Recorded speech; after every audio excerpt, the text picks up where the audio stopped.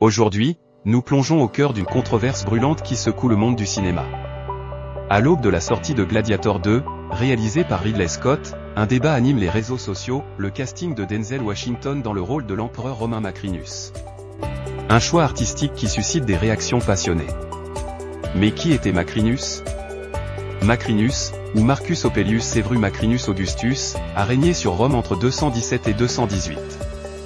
Né à Césarée de Maurétanie, aujourd'hui Cherchel en Algérie, il fut le premier empereur d'origine nord-africaine et berbère.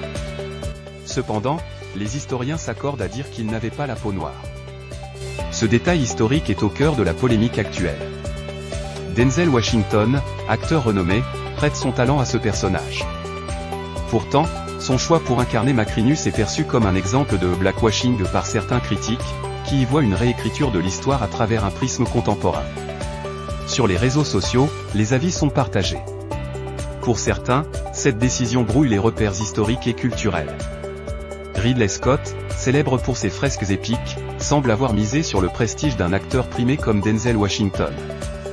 Mais ce choix soulève la question de la fidélité historique dans le cinéma moderne. Est-il possible de concilier prestige artistique et précision historique ? Cette controverse pose un problème plus large, celui de la représentation historique au cinéma.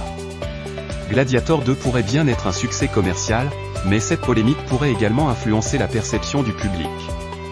Le film ouvre, peut-être involontairement, un dialogue complexe sur la représentation et l'authenticité historique.